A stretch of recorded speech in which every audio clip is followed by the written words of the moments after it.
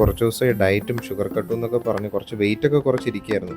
പക്ഷേ ഇന്ന് ഞായറാഴ്ച വൈകിട്ട് എൻ്റെ കയ്യിൽ നിന്ന് പോയി ഇത് മൊത്തത്തിൽ. സ്വിഗ്ഗി എടുത്ത് പോൾസ് ക്രീമറിയിൽ നിന്ന് ഒന്നും നോക്കാതെ എൻ്റെ ഫേവറേറ്റ് ഐറ്റമായ ബ്രൗണി ഫെഡ് സൺഡേയും അതിൻ്റെ കൂടെ ഒന്ന് ട്രൈ ചെയ്യാൻ വേണ്ടിയിട്ട് ഒരു റെഡ് വെൽവെറ്റ് ചീസ് കേക്കും അങ്ങ് വാങ്ങി.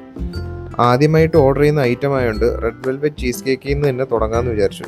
കാണുമ്പോൾ തന്നെ ഇത്രയും ദിവസം ഷുഗർ കട്ട് ചെയ്തതിൻ്റെ കൊതിയെല്ലാം കൂടെ വന്ന് കിട്ടിയ ഉടനെ തന്നെ ആ ഐറ്റം അങ്ങ് തീർന്നു. പക്ഷേ അടുത്താണ് മെയിൻ ഐറ്റം, എൻ്റെ ഫേവറേറ്റായ ബ്രൗണി ഫെഡ് സൺഡേ. അപ്പോൾ ഇതെന്ന് വെച്ചാൽ 3 പാക്കേജിംഗ് ആയിട്ടാണ് വരുന്നത്. ആദ്യം ഒരു നമുക്ക് വാനില ഐസ്ക്രീം, അതിൻ്റെ കൂടെ ഒരു ഹോട്ട് ചോക്ലേറ്റ് കിട്ടും. പിന്നെ ഉള്ളത് ബ്രൗണിയും അതിൻ്റെ കൂടെ ഉള്ള നട്ട്സും.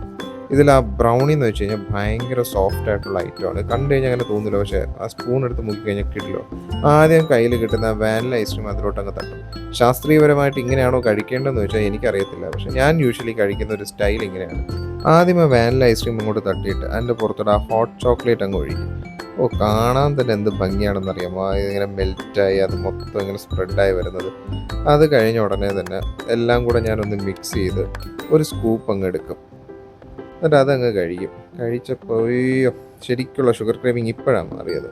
അത് കഴിഞ്ഞൊരു 10 മിനിറ്റ് കൊണ്ട് തന്നെ ഫുൾ ഐറ്റവും തീർത്ത് എല്ലാം ഷടപടേ ഷടപടേന്നായിരുന്നു എന്നും പറഞ്ഞ് ഞാൻ കിടന്നുറങ്ങി.